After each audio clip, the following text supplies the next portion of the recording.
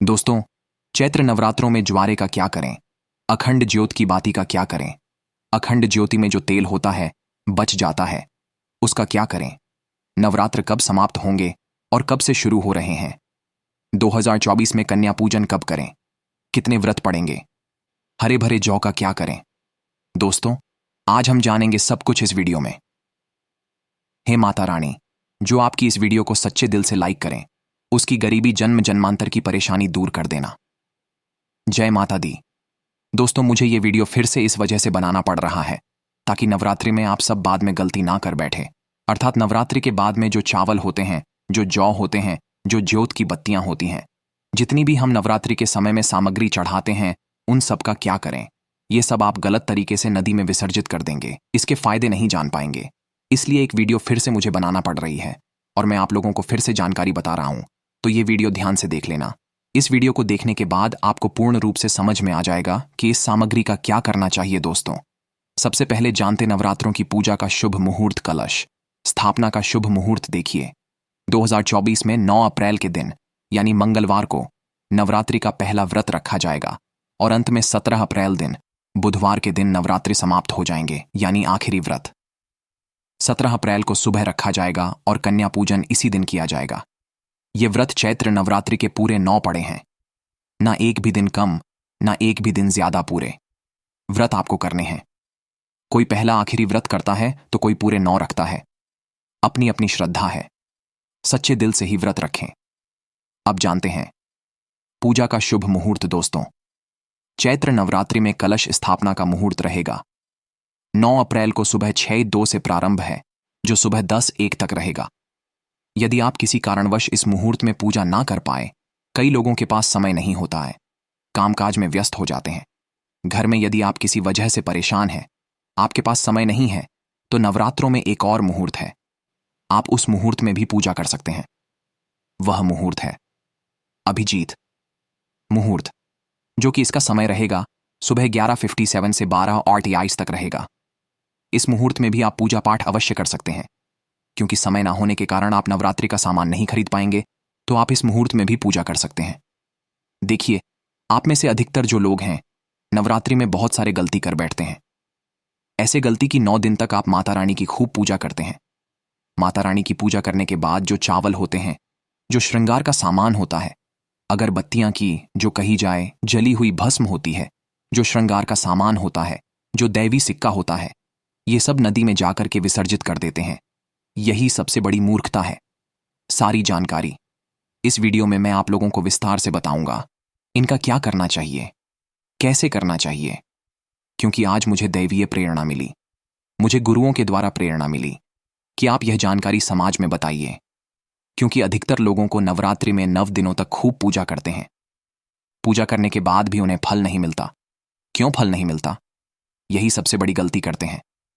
माता रानी स्वयं उन्हें प्रसाद देकर के जाती हैं, उनको फल प्रदान करके जाती है, लेकिन व्यक्ति उस फल का सदुपयोग नहीं कर पाते। देखिए, जो अगर कुआं आपके पास में है और अगर आप कुएं से पानी नहीं निकालेंगे तो आपकी प्यास कैसे बुझेगी? ठीक उसी प्रकार आपको जानकारी नहीं है। प्रसाद तो आपके पास में है, लेकिन उसका प्रयोग करना नहीं कर रहे हैं। कहने का मतलब है, मैं जो तरीका बताऊंगा, इस तरीके से आपके जीवन में चल रही परेशानी, गरीबी, रोग, दोष, तकलीफ, हर प्रकार की मनोकामना की पूर्ति होगी। वीडियो को ध्यान से देखना। आज मुझे अपने गुरुओं के द्वारा प्रेरणा मिली है, माता आदिशक्ति के द्वारा प्रेरणा मिली है, इसलिए यह जानकारी बता रहा हूं।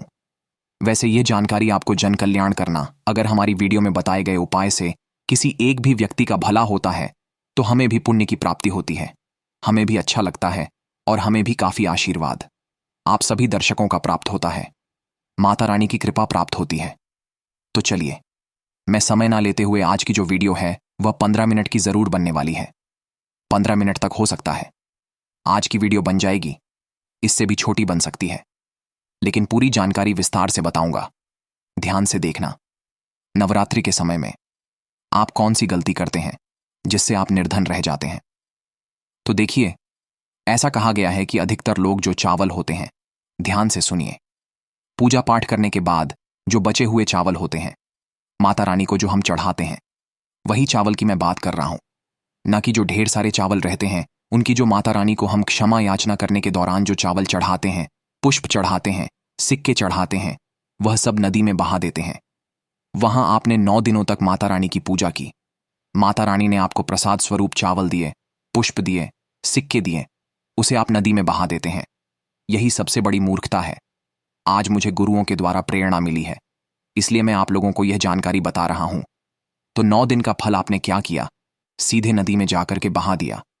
ऐसा नहीं करना चाहिए। जो चावल होते हैं, पिछली वाली वीडियो में भी मैं आप लोगों को नवरात्रि की जानकारी बता रहा था, उसमें भी बताया हूं। जो नवरात्रि में जो बचे हुए माता रानी के चावल होते हैं, छड़े हुए चावल होते हैं, इन चावलों को आप अपने अन्न भंडार में रखें।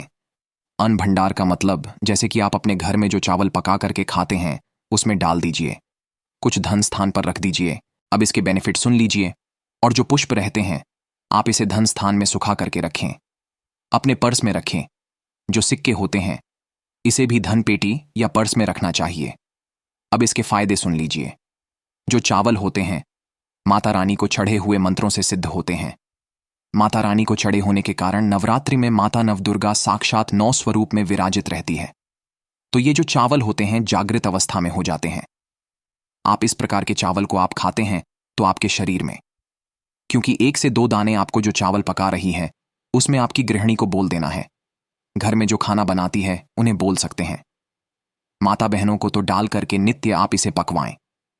तो क्या होता है, आपके शरीर में इस चावल को खाने के बाद रोग दोष व्याधि किसी भी प्रकार की जो आपके शरीर में कष्ट है, शारीरिक पीड़ा है, मानसिक पीड़ा है, वह दूर हो जाती है और माता रानी की आपको कृपा प्राप्त होती है। माता रानी की कृपा से शरीर में एक ऐसी ऊर्जा उत्पन्न होती है जिस ऊर्जा से आप अपने आप को स्वस्थ करते हैं और आप जहां भी चले जाइए, जिस भी कार्य को करिए, वह कार्य आपका सफल होता है।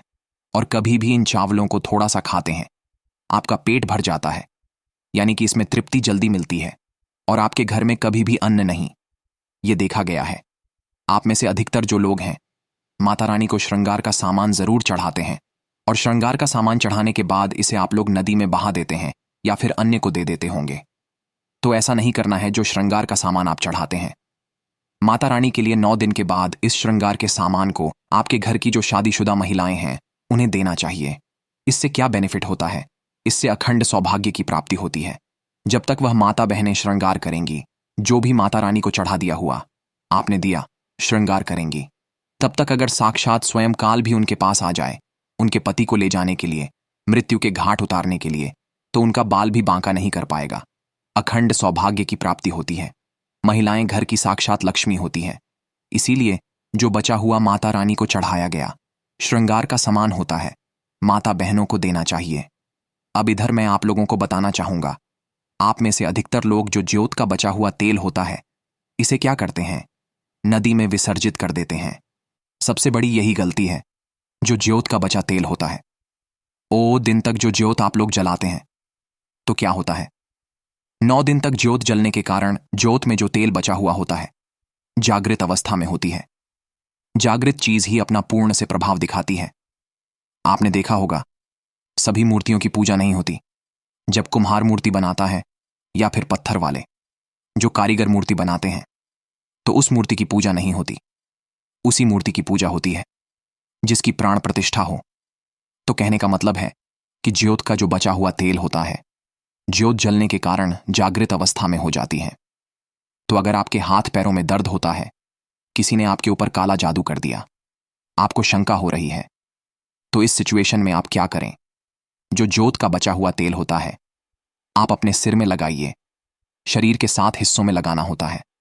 सिर में लगाइए, आप अपने कंठ में लगाइए, आप अपने हृदय में लगाइए, आप अपने जो जांघों में लगाइए, और हो सके तो आप अपने जो शरीर के आपको 7 हिस्सों में लगाना होता है।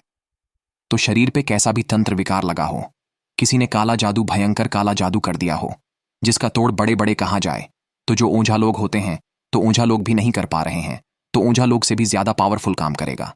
ये माता रानी की साक्षात कृपा होती है। तत्काल देखना, 5 मिनट में आराम मिलेगा।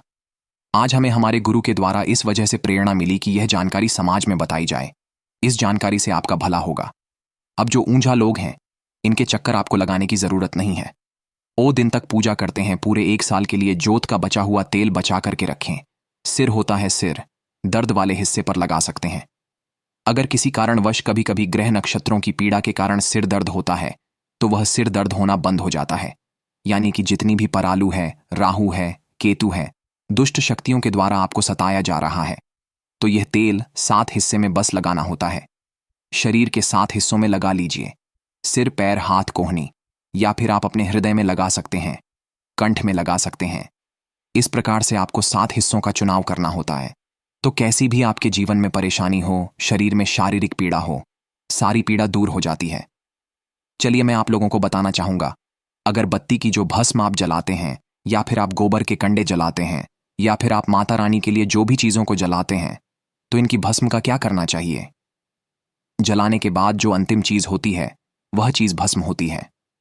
भस्म का क्या करना चाहिए, तो पूरे साल के लिए, 1 साल के लिए इस प्रकार की भस्म को बटोर करके रखना चाहिए। जो अगरबत्ती की भस्म है, या फिर कहा जाए गोबर के कंडे की भस्म रखी है, क्योंकि माता रानी को हम जो कच्ची धूप जलाते हैं उसकी भस्म भी काफी सारी हो जाती है। क्या इसे में नदी में बहा देना चाहिए? अगर ज्यादा है तो नदी में बहा दीजिए। बाकी कम से कम आपको 1 साल के लिए आपको यह भस्म अपने पास में जरूर रखनी चाहिए। मैं भस्म के बेनिफिट बता रहा हूं और इसके फायदे बता रहा हूं। इससे पहले अभी तक जय माता दी नहीं लिखा है तो जय माता दी लिख दीजिए। अगर आप जय माता दी लिखते हैं तो हमें भी काफी गर्व होता है और हम जो जानकारी बताते हैं उसमें हमें आनंद मिलता है। तो जो भस्म होती है इसका क्या करना चाहिए? अगरबत्ती की जो भस्म होती है इसे पूरे 1 साल के लिए आपको बचा करके रखना होता है और इसे थोड़ी थोड़ी आपको खानी होती है। अगर आप चाहते हैं कि आपकी अध्यात्म उन्नति हो, आपकी प्रगति हो, तो ये थोड़ी थोड़ी मात्रा में खाना शुरू कर दीजिए। आपके जो सोचने समझने की क्षमता है इतना ज्यादा पावरफुल हो जाएगी कि आपके आसपास में रहने वाले लोग जितना सोचते हैं उससे 1000 गुना ज्यादा आपकी सोच बढ़ जाएगी। जिस भी कार्य को करने के लिए जाएंगे उस कार्य में आपको तरक्की मिलना शुरू हो जाएगी। और एक खास बात, छोटे बच्चों को गांव में, चाहे शहर में रहते हैं, कहीं भी रहते हैं, नजर तो बहुत ही जल्दी लग जाती है। तो जो अगरबत्ती की भस्म होती है माता रानी के लिए 9 दिनों तक आपने भस्म जला करके रखी है, उस भस्म का थोड़ा सा तिलक आप जो हैं उनके मस्तक पर लगाइए। या फिर चाहते हैं तो जिस हिस्से में दर्द हो रहा है, जैसे कि पेट में अचानक से दर्द हो रहा है, कई लोग प्रेत वगैरह डाल देते हैं, ये सब अधिकतर देखा गया है, इसलिए मैं जानकारी बता रहा हूं। तो उस हिस्से पर आप जो है इस भस्म को रगड़ दीजिए, अच्छी तरीके से भस्म लगा दीजिए। तो पेट में अगर प्रेत लगा हो, प्रेत भस्म हो जाएगा, बाहर निकल जाएगा। सिर दर्द हो रहा है, सिर में लगा दीजिए। यानी कहने का मतलब है कि यह आपके हर प्रकार के दुख, तकलीफ, बाधाओं को दूर करने का काम करता है। नित्य खाएंगे, अपने छोटे बच्चे को खिलाना शुरू कर दीजिए। पढ़ने लिखने में कमजोर है, ऐसे में जो बुद्धि है स्थिर हो जाएगी। कई लोग पढ़ने लिखने को बांध देते हैं, कई लोग किसी की किस्मत को बांध देते हैं। तो इन सारी समस्याओं से छुटकारा पाना चाहते हैं तो इस भस्म का तिलक प्रतिदिन जरूर लगाइए। अगर इनका तिलक लगाते हैं तो फिर यह अति उत्तम है। सोने पर सुहागा होगा आपके लिए और आपके बच्चे की जो पढ़ने लिखने की जो क्षमता है काफी बढ़ जाएगी। आप जहां भी जाएं आपको भी अध्यात्म उन्नति मिलेगी। इस भस्म का जब तक तिलक आपके सिर पर लगा रहेगा कोई भी आपका बाल बांका नहीं कर पाएगा। अगर आपके ऊपर कोई व्यक्ति तंत्र विकार करता है, करने का प्रयास भी करेगा, तब भी नहीं लगता है। हमारे चैनल का मकसद है जनहित एवं जन कल्याण करना। आइए जानते हैं कि ज्योत की बाती का क्या करना चाहिए। आप में से अधिकतर लोग या तो नदी में बहा देते हैं ज्योत की बाती को, या फिर आप में से जो अधिकतर लोग हैं ये धन स्थान पर रखते हैं। इससे फायदा नहीं मिलता। ज्योत की बाती हमेशा जागृत अवस्था में रहती है। ध्यान से सुनना, ज्योत की बाती को हमेशा आप जो है अपनी बाजू पर पहनना। बाजू बंद की तरह आपको इसे पहनना चाहिए, इसे भुजा में पहनना चाहिए। हमारे कई ऐसे तांत्रिक महात्मा तथा कई सारे से तांत्रिक लोग हमारे साथ जुड़े हैं। तांत्रिक महात्मा भी है। तांत्रिक महात्मा क्यों बोल रहा हूं? क्योंकि उन्हें तंत्र की भी जानकारी है। वह एक प्रकार के महात्मा भी है, उन्हें धर्म की जानकारी भी है। तो मैं उन्हीं के आधार पर मैं जानकारी बताऊंगा कि ज्योत की बाती को हमेशा बाजू में बाजू बंद की तरह पहनना चाहिए। अगर लड़की है तो लड़की इसे अपनी भुजा में आपको इसे पहनना चाहिए। क्यों पहनना चाहिए? क्योंकि यह कोई साधारण बत्ती नहीं है। यह साक्षात मां दुर्गा का आशीर्वाद होता है। यह साक्षात मां दुर्गा की कृपा होती है, प्रसाद होता है। 9 दिन तक अखंड जलने के कारण यह चैतन्य हो जाता है। इसमें प्राण आ जाते हैं, इसमें शक्ति आ जाती है। इसलिए इसे पहनने के बाद निम्न प्रकार के फायदे मिलते हैं। अगर आप इस प्रकार के फायदे लेना चाहते हैं तो ये ज्योत की बाती अवश्य धारण करें। इसको धारण करने के बाद जो 9 प्रकार के फायदे कहे हैं संत महात्मा ने, वही फायदे मैं आप लोगों को इस वीडियो में बताऊंगा। अभी तक कमेंट बॉक्स में जय माता दी नहीं लिखा है तो जय माता दी लिख दीजिए और वीडियो को लाइक नहीं किया है तो वीडियो को लाइक कर दीजिए। प्रथम फायदा, अकाल मृत्यु एवं दुर्घटना से बचाता है। अगर कोई भी व्यक्ति इसे बाजू में पहनता है, धारण कर है, तो ऐसे व्यक्ति की कभी भी दुर्घटना नहीं होती, ऐसे व्यक्ति की कभी भी अकाल मृत्यु नहीं होती, क्योंकि ऐसे व्यक्ति के साथ में साक्षात मां दुर्गा की शक्तियां चलती हैं। ये जो आप धागा धारण कर रहे हैं ना, ये आप जो बाजू में बाती पहन रहे हैं, ये कोई साधारण बत्ती नहीं है, ये साक्षात नवदुर्गा का आशीर्वाद होता है, एक प्रकार का सुरक्षा कवच होता है। तो इसे पहनने के बाद कभी भी अकाल मृत्यु नहीं होती एवं दुर्घटना से यह हमेशा बचाव करने का काम करता है। इसका दूसरा फायदा, नजर दोष एवं तंत्र बाधा से बचाता है। आप में से अधिकतर लोग हमें बोलते हैं कि नजर दोष से परेशान रहते हैं, क्या करें? तो अगर आप नजर दोष से बचना चाहते हैं, आप चाहते हैं कि आपकी अध्यात्म उन्नति में किसी की नजर दोष ना लगे, आपकी उन्नति हो, प्रगति हो, तो बिल्कुल ही इसे धारण करिए। नजर दोष एवं तंत्र बाधा से बचाता है। कितना बड़ा तांत्रिक व्यक्ति क्यों ना आपके ऊपर में तंत्र क्रिया कर दे, वह तंत्र क्रिया नहीं लगेगी, सदा आप बच्चे रहेंगे। इसका तीसरा फायदा, भूत प्रेत एवं नीच शक्ति से बचाता है। आप कहीं भी मरघट में जाकर के सो जाए, इसको पहनने के बाद भूत प्रेत आपका बाल भी बांका नहीं कर पाएगा। तो भूत प्रेत एवं नीच शक्ति से इसको पहनने के बाद हमें बचाव होता है। इसका चौथा फायदा, लक्ष्मी की पूर्ण कृपा प्राप्त होती है। जो लोग चाहते हैं कि माता लक्ष्मी सिद्ध हो जाए, उनके जीवन में उनकी कमी ना हो, तो ऐसे व्यक्ति इसे अवश्य धारण करें। लक्ष्मी माता की पुण्य कृपा प्राप्त होता है एवं नवदुर्गा का आशीर्वाद भी मिलता है। इसका पांचवां फायदा, अभी तक वीडियो को लाइक नहीं किया है तो लाइक जरूर कर देना। और हाँ, फिर से मैं गुजारिश कर रहा हूं, जय माता दी नहीं लिखा है तो जय माता दी लिख देना, तो दैहिक, दैविक और भौतिक ये सुखों की प्राप्ति होती। इसको धारण करने के बाद जो लोग दैहिक सुख प्राप्त करना चाहते हैं, दैविक सुख प्राप्त करना चाहते हैं, भौतिक सुखों की प्राप्ति करना चाहते हैं, ऐसे व्यक्ति को इसे अवश्य धारण करना चाहिए। इसका छठा फायदा, मनवांछित कार्य सफल होता है। आपने लंबे समय से जो मनवांछित कारक सोच करके रखा है, वह सफल नहीं हो पा रहा है, तो इसको धारण करने के बाद मनवांछित कार्य सफल होना शुरू हो जाता है। इसका सातवां फायदा, इच्छित नौकरी की प्राप्ति होती है। मैं वीडियो के बीच में ही बताया हूं कि हमारे साथ बहुत सारे ऐसे लोग जुड़े हुए हैं जो कि शासकीय पद पर पदस्थ है, तो इसको धारण करने के बाद इच्छित नौकरी की प्राप्ति होती है। इसका आठवां फायदा, दैविक सिद्धि की प्राप्ति होती है। आप में से अधिकतर लोग बोलते हैं, ना गुरुजी, हमें सिद्धि प्राप्त करनी है, इसके लिए क्या करें? आपने मंत्र जाप भी किया, ढेर सारे माता रानी के, कोई बात नहीं है। अगर मंत्र धार जप करने के बाद अगर आप इसे धारण कर लें तो वह सिद्धि हमेशा के लिए बनी रहती है, कभी भी नहीं जाती। इसलिए मैं बोल रहा हूं कि दैविक सिद्धि की प्राप्ति होती है। नौवां फायदा, मां दुर्गा आपके शरीर में हमेशा अंश रूप में विराजमान रहती है। जब तक आप इसे धारण करे रहेंगे तब तक मां दुर्गा अंश रूप में आपके शरीर में विराजमान रहेंगी। और जाहिर सी बात है, जिनके शरीर में नवदुर्गा वास कर जाए, ऐसे व्यक्ति की जीवन में अन्न, धन एवं किसी भी प्रकार की वस्तु का अभाव नहीं होता। तो यह वीडियो देखने के बाद आप समझ ही गए होंगे कि ज्योत की बाती का क्या करना चाहिए। अगर यह जानकारी अच्छी लगी हो तो इस वीडियो को लाइक जरूर करना और जन कल्याण के लिए इस वीडियो को आगे जरूर शेयर करना। इस वीडियो को देख करके बहुत से लोगों का भला हो सकता है। आज की जानकारी यहीं पर समाप्त करता हूं। माता रानी जो आपकी इस वीडियो को लाइक करें, उसकी झोली खुशियों से भर देना, उसकी गरीबी दूर कर देना। जय माता दी।